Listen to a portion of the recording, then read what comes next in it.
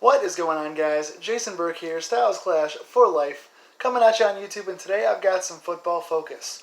Last week, this past Monday, I talked to you guys about the beginning stages of NFL free agency here for Pittsburgh and how it relates to the Steelers' future team. Well, since then, Pittsburgh has been on the offensive. They've gone out and gotten several guys to add to their roster. Now, of course, you know Pittsburgh is not usually a go-after-big-name free agents kind of team, especially considering this year we had very little capital to give.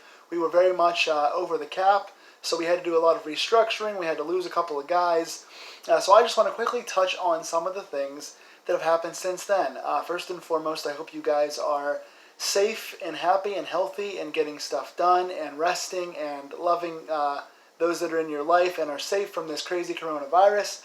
I will continue to bring you guys plenty of content on my channel, whether it be poems, monologues, football videos, wrestling videos, movie videos, whatever else you guys want to see. Tell me in the comments below what you guys want to see. Also, for those of you guys that want to see part 1 of my Steelers free agency video that I cut on Monday, please go check that out. It is on my channel 1 or 2 videos back. Actually, it probably is the last video that's on my channel right now. So I talked about the franchise situation with Bud Dupree. I talked about losing Javon Hargrave. I talked about the cuts with Barron and losing Medikevich and all the guys like that. Chicolo. I talked about everyone that we lost in the first wave. In the second wave, not a whole lot has changed as far as losses go. Artie Burns did just sign today. I'm shooting this video on Saturday, uploading it on Monday. So as of Saturday, Artie Burns has signed with, I think, the Chicago Bears, which is no loss to us. He was a first-round pick that had a decent rookie season and then kind of fell off ever since. He wasn't going to come back anyway. But Pittsburgh made a lot of positive moves since we last talked to them. 3 signings to be exact, all in areas that were drastic needs for us on this team. Again, not a whole lot of guys that are going to change the entire culture, not a whole lot of full-time starters that are going to make a huge impact right away, but a lot of veteran depth that give us some nice pieces to fill in some of the holes we had on this team. First of all, signing offensive lineman Stefan Wisniewski, who is a Pittsburgh born and bred guy. He is a pretty solid signing for us. He plays offensive line in a very similar way that B.J. Finney did for us, which we lost last week to the Seahawks. B.J. Finney was a swing guy that could play guard and could also fill in at center when Marquise Pouncey was injured. That is also what Stefan Wisniewski does. I'm not sure whether I call him Stephen or Stefan here, I'm sorry. But he's a veteran guy. He's played for a long time. He has not started a full season in several years, but he has veteran experience playing both primarily at guard and also playing some center. So he can do very similar things to what Finney can do. Is he as good as Finney? I don't know whether you could say that, but he is a veteran and has more experience than Finney. He's played in 2 of the last 3 Super Bowls. He played for the Chiefs last year. He was not initially the starter for the Chiefs, but he filled in the last two regular season games and also started every playoff game for the Chiefs as well as the Super Bowl last year when the Chiefs won. So he's got playoff experience. He's played for good teams. He's been on, I think, 4 or 5 teams in total. He's got many starts under his belt, and he can play both at guard and at backup center to fill in for center, which is the position we needed filled. We have, and losing Finney and having Pouncey be hurt a lot, we needed someone that can play both those spots, and that's exactly what Wisniewski does for us. So again, is he going to be a full-time starter? We don't know that, but we have a couple of guys who are ready to come in for us, like a Zach Banner, and see if they can fill in for us, like Chicks Okorafor, and now we have Wisniewski who can play guard and center. So again, not a huge thing, but I think it was a 2-year deal, maybe $8 million or something like that. Probably not even that much. I think this might have been a $3 million deal, something like that. But again, to get a veteran guy who can play multiple positions and fill in for Finney, I think was a nice job there. Then the biggest one, the biggest one of our free agent class, tight end Eric Ebron from the Detroit Lions. Pittsburgh's wanted this guy for a while. He's wanted to play for us for a while.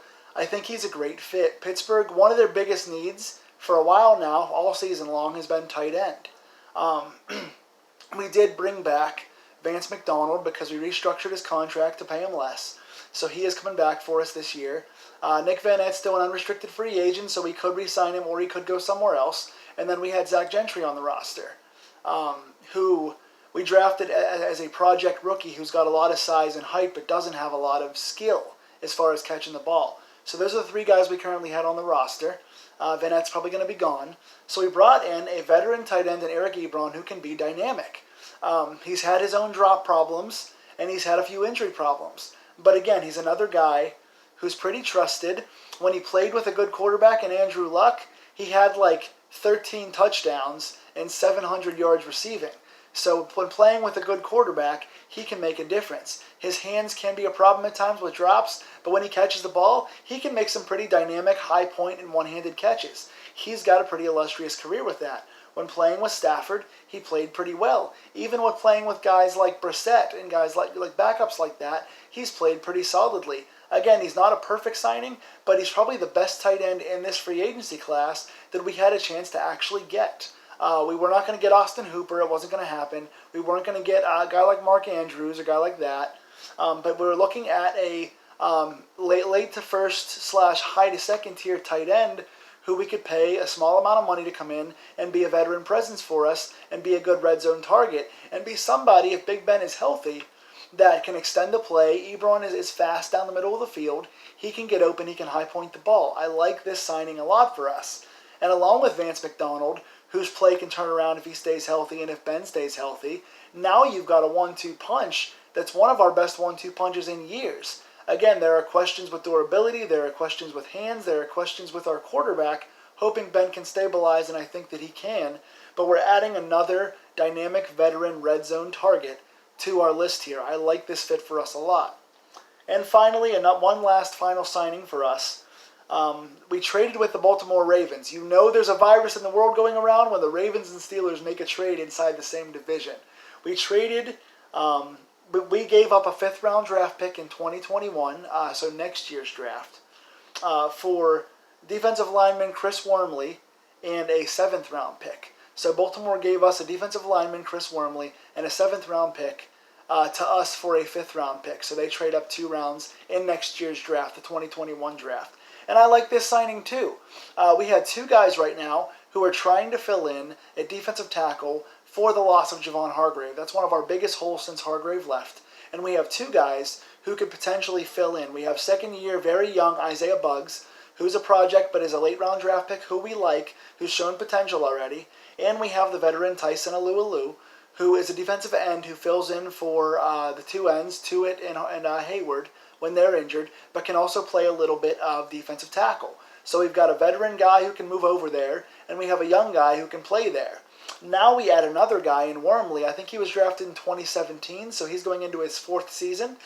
He was drafted, I think, in the 5th round by the Ravens, I believe. Don't quote me on that. But he started for them quite a bit.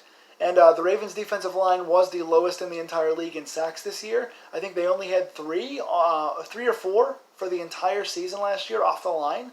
And Chris Wormley got 1.5 of those. And he has, I think, 1 or 2 previous. So he's only got 4 or 5 sacks in his career, but he's a good run stopper guy. He gets penetration in the run game. He'll get the occasional sack. Again, he only had 1.5 last year, so he's not going to get too many.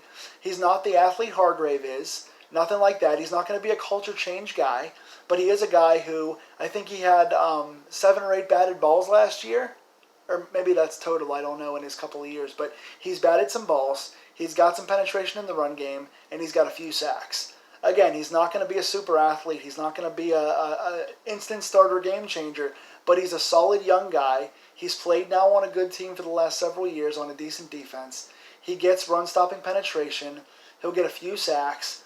And he's a guy that we didn't have to give up much to get. We traded down 2 rounds. We gave a 5th-round pick for this guy, and we got a defensive tackle who fills a spot we needed to fill, and a 7th-round pick. So that there's not a lot invested in this guy. It is the last year of his rookie deal, so we'll have to see if he does play well, what he can do. But now you feel better all of a sudden. You lose Hargrave, and you got 3 guys filling in who are not quite as good as Hargrave. But again, you got a veteran with Alualu, you got a young project we like in Buggs, and now you've got a young guy in Baltimore who started for several years in a row, a 5th-round draft pick in Wormley, who can make some plays. So now you've got 3 guys on this committee that can make a difference on the line, and you can see which one fits best and plays most alongside a returning to it and a dominant Cam Hayward.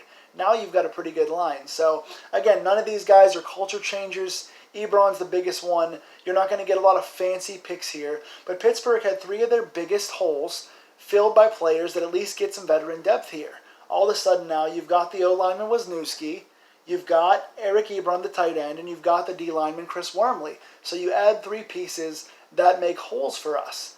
And also, with getting Ebron, you're probably not going to draft a tight end now because you've got Ebron and McDonald staying, and you've got the project in Zach Gentry. So you're not going to draft a tight end who was going to be probably a second or third round draft pick for us. So now that need is taken care of, and now they can focus on possibly getting another dominant O-lineman, or getting a dominant defensive tackle, or possibly addressing backup safety, or possibly even addressing running back. So now we got these three guys, plus we got a new fullback in Derek Watt. So I'm feeling pretty good about what the Steelers are doing. They're getting veteran, trusted guys at a low price who can fill gaps in their needs. I like what the Steelers are doing here. What do you guys think? Tell me in the comments below. What do you think of these picks? Is anyone going to be a starter next year instantly? Is anyone going to make a difference? Talk to me in the comments below, and I will see you guys soon. Take care, Steeler fans. Stay safe.